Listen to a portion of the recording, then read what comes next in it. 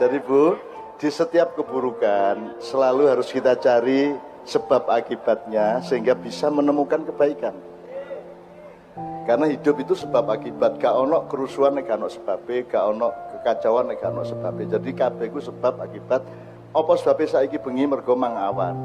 Apa sebabe menisuk mergo saiki bengi lak ngono. Apa sebabe kon kok sembayang subuh mergo mang wis sembayang isak karo traweh lak ngono. Kecuali sing gak traweh gak masalah. Wong saiki traweh iku biyen gelut 23 karo 11 saiki gak ono sing gelut mergo padha-padha gak traweh. Satu Bu, jadi saya mohon kita semua punya tidak hanya ilmu dan pengetahuan tapi punya kebijaksanaan dan selalu mencari kebaikan. Oleh karena itu nanti kita bikin workshop dengan cara seperti itu. Nomor 2 Bu, wa ma khalaqtul jinna wal insa illa liya'budun, itu tolong Anda orang pesantren memahami jenis kalimatnya. Itu kalimat MD bukan DM. Jadi Allah tidak mengatakan inna khalaqnal jinna wal insa liya'budun, tapi wa ma khalaqtul jinna wal insa. Jadi saya tidak menciptakan jin dan manusia kalau tidak untuk beribadah. Jadi tidak ada kesempatan 1 detik pun dalam sehari, dalam semalam untuk tidak beribadah. Maka apa saja harus disifati dan diarahkan sebagai ibadah kepada Allah Subhanahu wa taala. Oleh karena itu ibadah resminya mahdhonya kelamek sembahyang ping 5, zakat ngono ya, didik tok lah.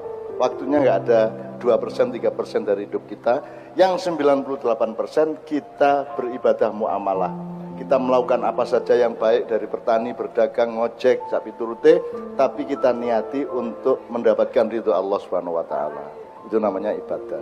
Makanya kata dakwah itu sekarang di dunia modern, orang modern adalah orang yang paling bodoh. Orang modern terutama yang sekolah-sekolah adalah orang yang paling sempit berpikirnya. Kata dakwah itu dianggap urusan orang Islam. Dianggap dakwah itu adalah bagian dari kerjaannya para ustadz. Dakwah itu sebenarnya adalah melakukan rekomendasi, anjuran, atau mungkin melakukannya langsung secara aplikatif, memindahkan sesuatu dari yang buruk menjadi yang baik, dari sesuatu hal ke sesuatu hal yang lain. Ada dakwah vertikal itu namanya doa. Kalau horizontal namanya dakwah dari kata yang sama, da'a, yad'u, du'aan atau dakwatan wa huwa da'i. Orang yang berdakwah itu da'i, orang yang berdoa juga da'i.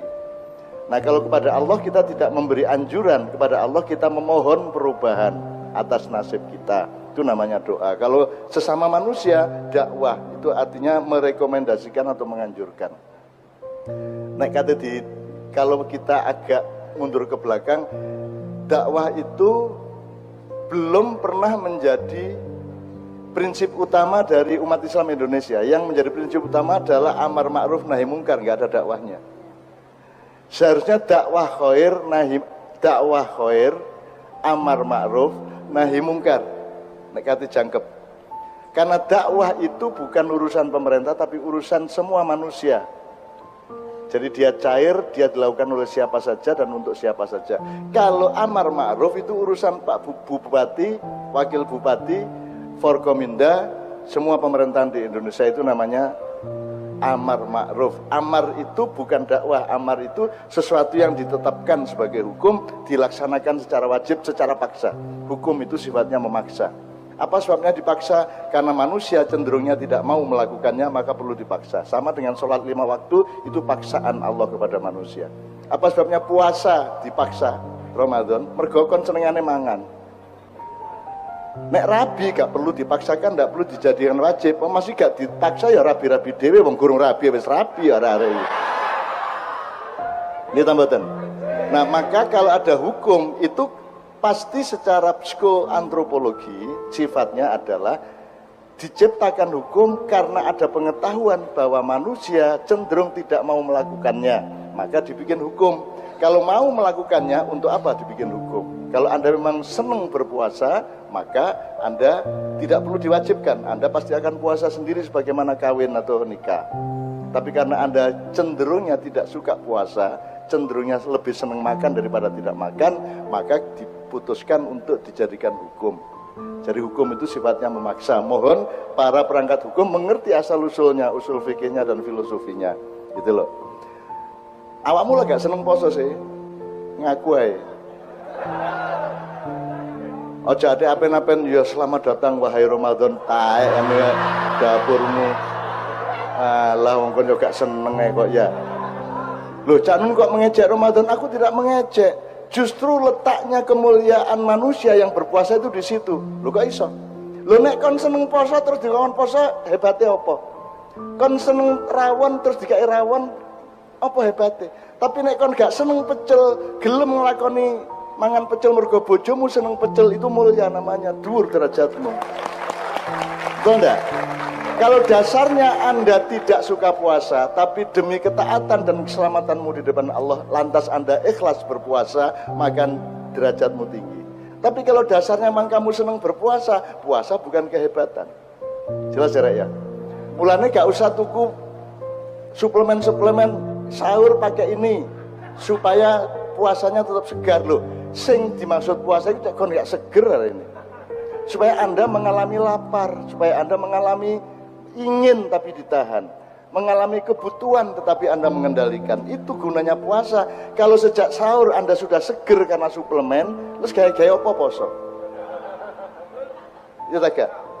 Jadi mari kita belajar dialektika. Nah, makanya dakwah itu sebenarnya semuanya. Iklan itu semua dakwah.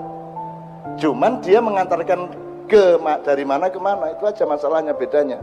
Kalau dakwah itu aslinya ya membawa, menganjurkan orang dari satu keadaan ke keadaan berikutnya, itu namanya dakwah. Termasuk doa juga begitu, kita mohon dari laku menjadi sangat laku, dari belum laku sampai laku.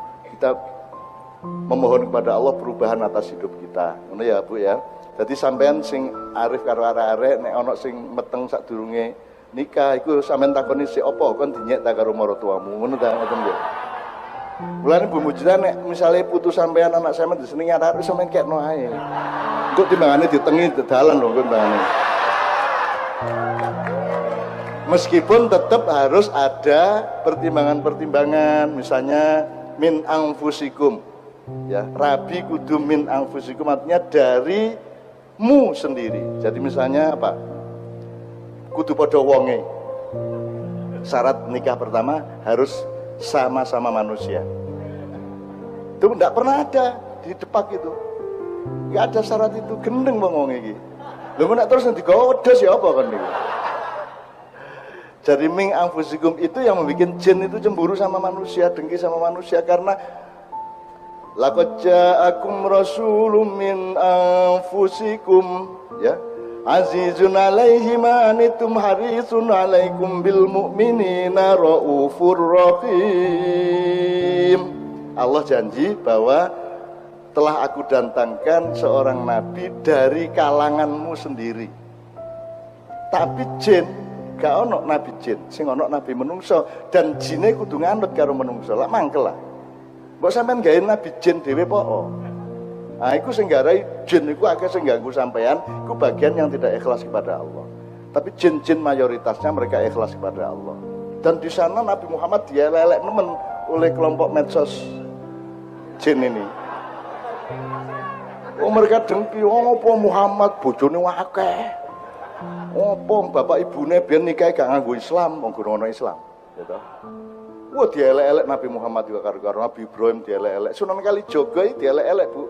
Aku ingin gini, kalau Anda kan medsos pakai hardware.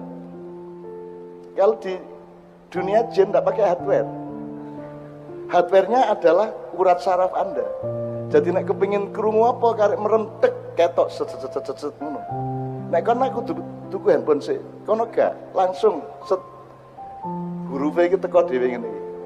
Utawa merem terus ketok gitu. Jadi medsos di sana lebih maju. Dan lho ya apa kan niku. Dan Sunan Kalijaga yang sampean sebut-sebut itu dielek-elek pol, ala taek Sunan Kalijaga. Wong kon biyen ngerampok kayak kate saiki dakwah barang. Lah ngono ah.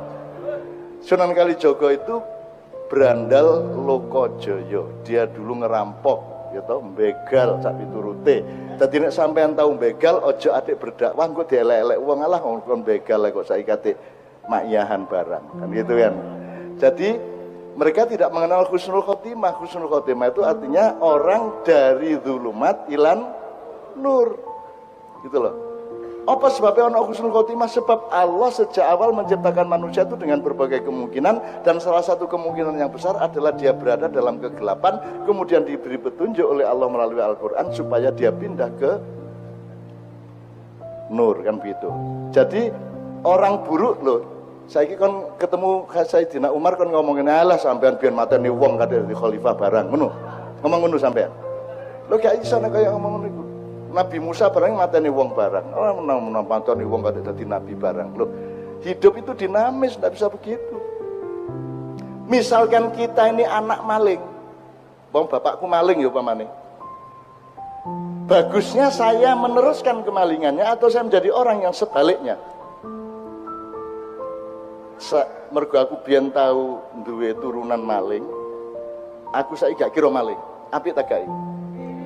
Tapi ndek medsos gak ngono. Alah mbahmu ya maling ya kadek kon apik-apik barang. Lah ngono. Nah, itu cara berpikir jin. Bagian medsos. Itu, teman sekalian. Nah, teman sekalian, Bu, terima kasih atas seluruh apresiasinya. Malam ini kita belajar bersama. Intinya adalah kita ini salah ngelihat sesuatu, caranya salah, berbijaknya kita salah, perspektifnya salah, angle-nya salah, jaraknya salah, resolusinya salah, pikselnya salah kalau cara komputer. Mari kita cari yang tepat. Oleh karena itu teman sekalian, ini sudah jam 10:30 ya. Oh. Iki kok sampai jam 12 wani. Ya menunggu carane Bu, menunggu carane Bu. Mesti aku wis terus jawabane subuh ngono. Mergo gak poso meneh Bu, gak atus sahur ya. Ngene lho rek, disetel sih ya, ojo dukur-dukur setelanmu ya. Ojo ndolek arep wedok kudu sing ayu, kudu sing apa? Kudu sing apa sak piturut sik lah, ojo nemen-nemen ala ngenyek wong wedok. Wis to, apa anane nek anjene jodoh sing paling ayu ya bojomu iku ngene lho ya. Lho ngono, ojo ana arek wedok wis enak-enak terus anu cangkeme kekamban. Kok cacat gak sida nabi menene oleh arek wedok meneh jari sikile njebebeh. Wah. Gusine lho nek mesem gusine biru. Sembarang kok cacat iya apa? Lan engko mari ngono kok jajal waktu malam pertama, lho kok ngene, ngono kan kok. Enggak gitu cara merencanakan rumah tangga. Merencanakan rumah tangga nomor 1 bukan fakta objektifnya, tapi kesiapan subjektif Anda, prinsip-prinsip hidup Anda. Pokoknya yang paling cantik adalah yang istrimu. Apa sebabnya yang lain secantik apapun tetap kalah cantik sama istrimu? Mergo sing liyane duduk bojomu, ngono ae carane.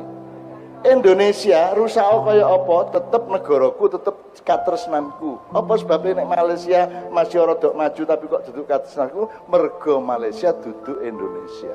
Arab Amerika, Arab Cina, Arab Korea, Arab Eropa maju kaya apa, tetep sing tak tresnani, sing paling apik adalah Republik Indonesia. Ngono carane bojo iku.